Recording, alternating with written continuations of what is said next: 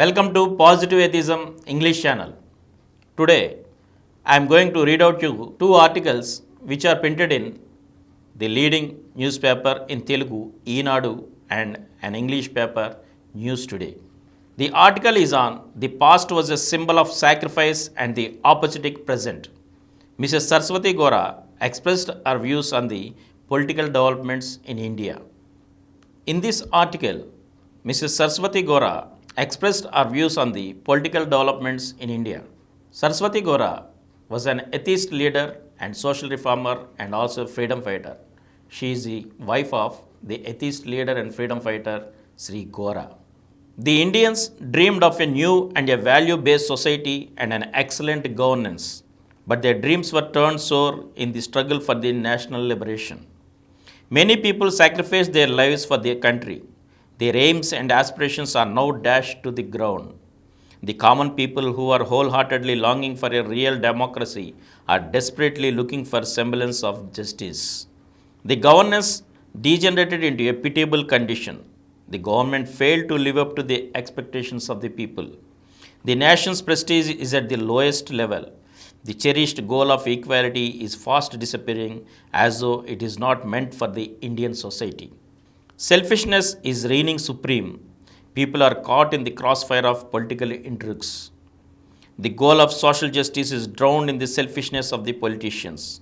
For their narrow, selfish, momentary gains, the politicians are unhesitating to take the political future of the country to the depths of degradation. For their narrow, sectarian, and selfish interests of acquiring political power, the politicians are dethroning and destroying the governments. Thus, they are paving the way for the fresh elections, one after the other, and putting enormous financial burden on the common people. In the mad rush for power and to capture it by hook or crook, they are not hesitating to use unscrupulous means and destroying the accepted norms and values which were in vogue for long. Money and liquor are playing their major part. The open rigging makes the secret ballot a mockery. In such a situation, some of the few remaining veteran freedom fighters who waged a relentless struggle for the political freedom of a century ago feel terribly distressed at the degrading and despiteful pathetic political situation in the country. Even in the season, political experts are not in a position to suggest proper ways and means to improve the present political condition. At such a juncture, the News Today had an interview with Mrs. Saraswati Gora, a veteran freedom fighter, the retrospect and prospect of the values then and now, and the steps which need to be taken for the restoration of values in politics. Now, the article in News Today. Immediately after we attained independence to the country, there were only a few political parties, but they maintained high values. But today, we have a mushroom growth of parties. Their values are totally degraded, said Mrs. Saraswati Gora. The contest was then primarily between the Congress and the Communist parties, which differed in their approaches to the policies. Then, political parties were ready for a sacrifice. But today's political parties are trying to destroy others and come to power by hook or crook.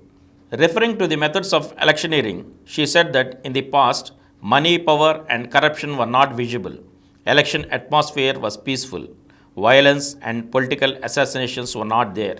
In politics, values had their place. But now, the whole situation is diametrically opposite. It is difficult to comprehend why the candidates are spending so much money in electioneering. Violence and political assassinations have become common. Corruption rules the roost. Money is flowing in elections and it is becoming a deciding factor.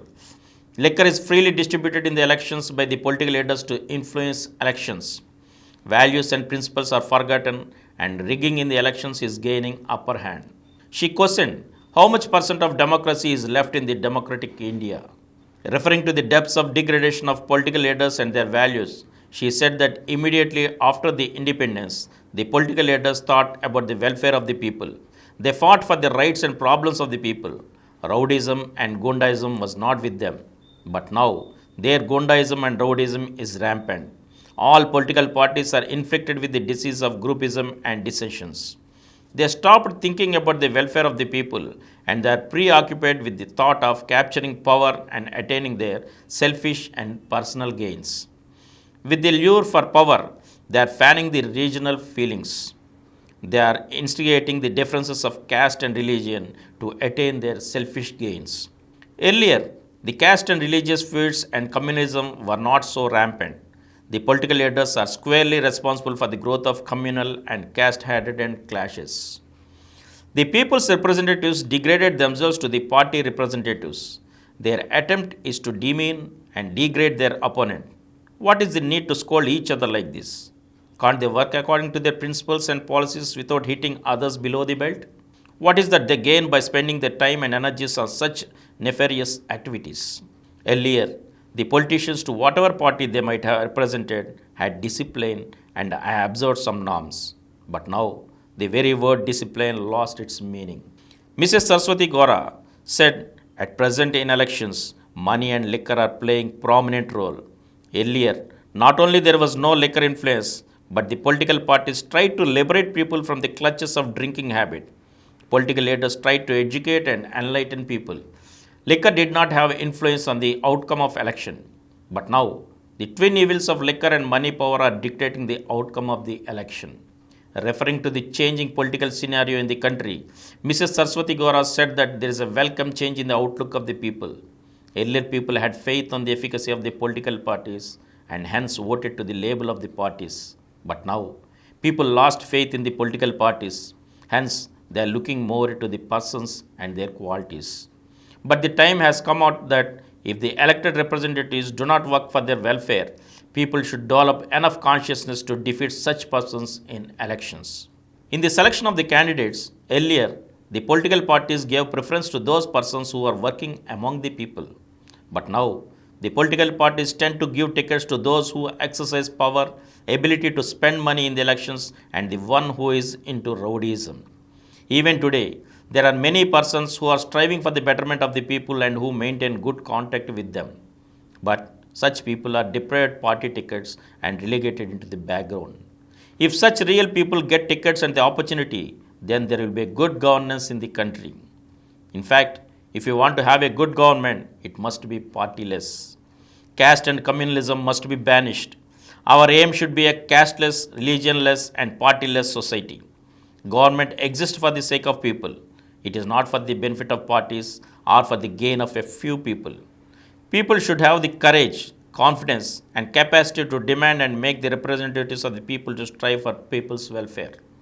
She highlighted the necessity of common platforms at the time of elections so that all the candidates come and explain their respective policies and programs. It will enable people to elect the representatives of their choice. In order to bring change in policies and programs, there should be awareness and awakening among the youth. The youth should be the harbingers of change, keeping in view their needs, aims, and aspirations as they are the future of this country. She opposed the pomp and peasantry of the elected representatives and the politicians.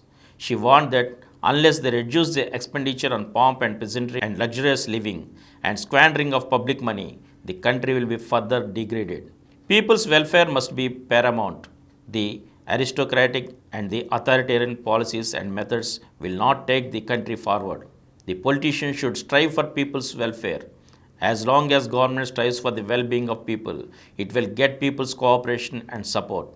If the government fails to strive for the welfare of people, they must rebel against such government and change it. And with this, we end our article on the past was a symbol of sacrifice and the opportunity present and the political developments in India. And in the next episode, we shall meet with another article. Thank you.